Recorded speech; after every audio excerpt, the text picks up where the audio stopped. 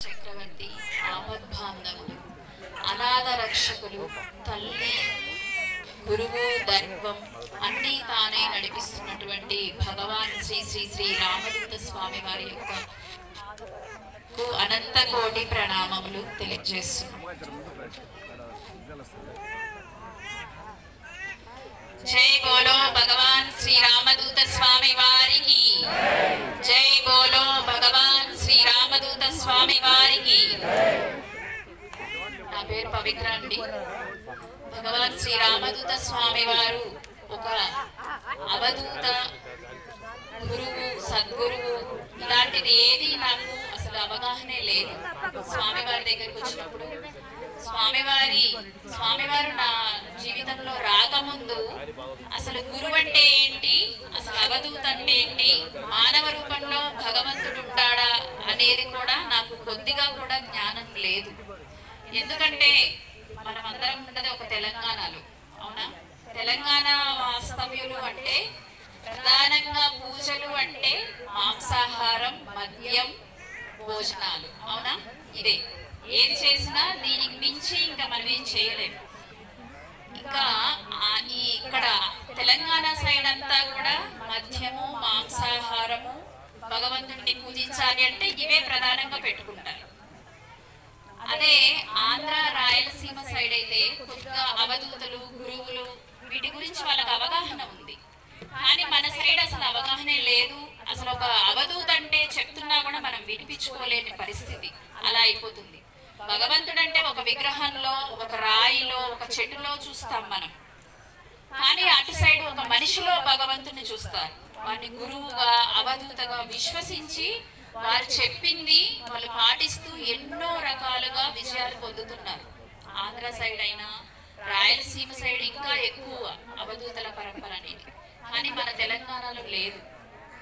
కానీ ఇప్పుడు భగవాన్ శ్రీ రామదూత స్వామి వారి దయతో మనందరికీ కూడా మన తెలంగాణలోనే స్వామివారి ఎక్కువగా పర్యటిస్తున్నారు. ఇది మనందరి అదృష్టం. మనము ఏ చెట్లు, పుట్టలు, జంతువుల్లో పూజించాం భగవంతుణ్ణి. ఆ భగవంతుడు మనకి వరాలిచ్చి ఇవ్వడానికి సాక్షాత్తుగా ఎక్కడెక్కడో అమాయకంగా మనం పూజలు చేస్తూ వచ్చాం. చెట్లల్లో, పుట్లల్లో చూసాం భగవంతుణ్ణి. అలా మనం అంత అమాయకత్వంలో ఉన్నాం కాబట్టి మనల్ని బాగు చేయడం కోసం భగవాన్ శ్రీ రామదూత స్వామి వారు మన తెలంగాణలో ఎక్కువగా పర్యటిస్తున్నారు. మనందరి అదృష్టం ఇది.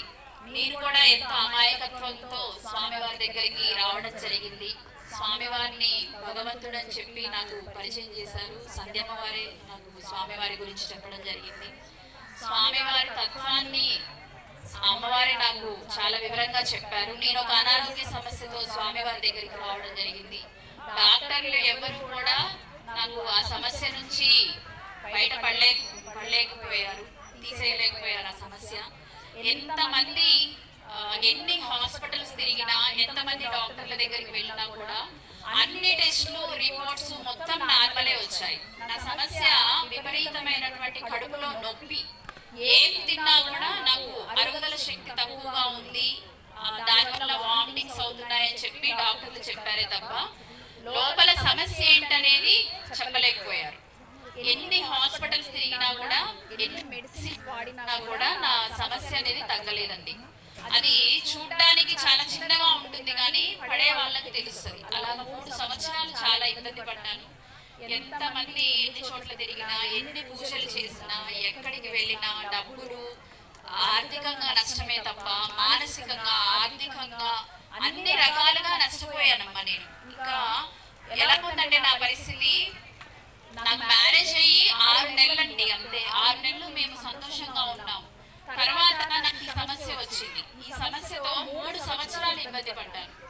డాక్టర్ల చుట్టూ, గుడుల చుట్టూ ఏది చెప్తే అది గుడ్డిగా వెళ్ళి చేస్తూ వచ్చాను.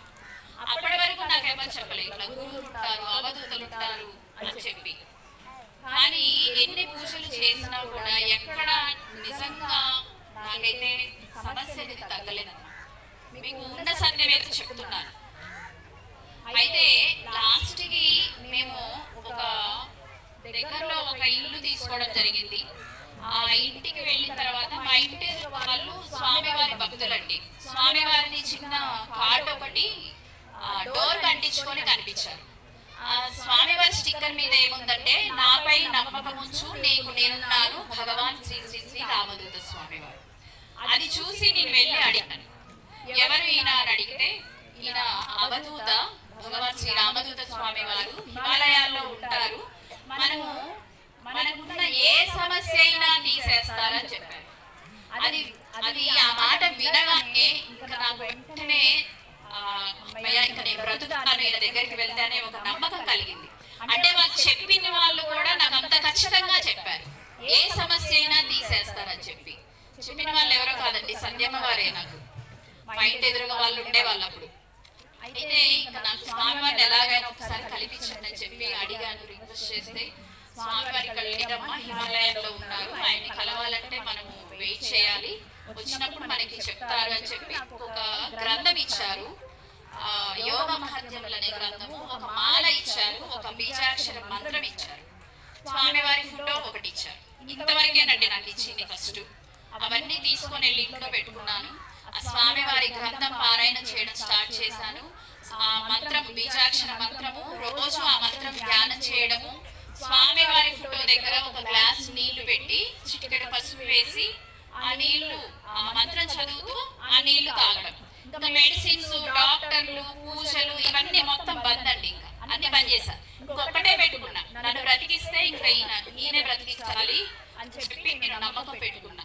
ఆ గ్రంథం చదివేటప్పుడు వివరాలు, అనుభవాలు చూసినప్పుడు ఇంకా ఎన్నో క్యాన్సర్లు, ఎంతో మందికి అనారోగ్యాలు, గర్భాశయంలో క్యాన్సర్ గడ్డలు మాయం చేయడం, కిడ్నీలో స్టోన్స్ మాయమైపోవడం, ఇలాంటివి ఎంతో మంది అనుభవాలు చదువుతూ ఉన్నాను. ఆ టైంలో నాది అసలు సమస్యే కాదు, స్వామివారికి ఎలాగైనా నన్ను బయటపడేస్తారని నమ్మకం కలిగింది. రోజు స్వామివారి నామస్మరణ చేయడం, మంత్రం చేయడం ఇలా చేస్తున్న సమయంలో 8 నెలల తర్వాత నాకు స్వామివారు వచ్చారని చెప్పారు. ఆశ్రమం నుంచి పిలుపు రాగానే వెళ్ళి స్వామివారి దర్శనం చేసుకోగానే స్వామివారు ఒకటే చెప్పారు, స్వామివారి దగ్గరికి వెళ్ళినప్పుడు దంపతులుగా వెళ్ళాలి. దంపతులుగా వెళ్ళాం మేము కూడా. స్వామివారు మమ్మల్ని చూసి ఒక డయాగ్రామ్ గీశారు, ఒక చక్రం గీసి, దీంట్లో కొన్ని అశరీర గ్రహాలు, పాపగ్రహాల దృష్టి పడడం వల్ల మీకు 100% నడవాల్సినటువంటి మీ దాంపత్య చక్రం అనేది 100%కి పడిపోయింది. 60% మీరు అనవసరంగా ఆరోగ్యపరంగా ఖర్చులు, అలాగా ఆర్థికమైనటువంటి ఖర్చులు అయిపోతున్నాయమ్మా. ఇవన్నీ పోవాలంటే ఇంట్లో దాంపత్య వ్రతం చేసుకోండి అని చెప్పారు. మేము అలాగే స్వామివారు చెప్పారు. వెంటనే నేను ఇంకా మిగతానంతా నేను చూసుకుంటానని చెప్పి ఆశీర్వచనం ఇచ్చి పంపించారు. నాకు ఎన్ని చోట్ల తిరిగినా సమస్య ఉంది అని చెప్తే, ఇది చేయండి మీకు తగ్గుద్ది, మీకు మేమున్నాము అని చెప్పిన వాళ్ళు ఎవరు లేరమ్మా. కేవలం స్వామివారి దగ్గరికి వచ్చిన తర్వాత స్వామివారు నాకు అభయం ఇచ్చారు. ఈ పూజ చేసుకో, నీకు నేనంతా నేను చూసుకుంటాను అని చెప్పారు. వెంటనే మేము ఆ పూజ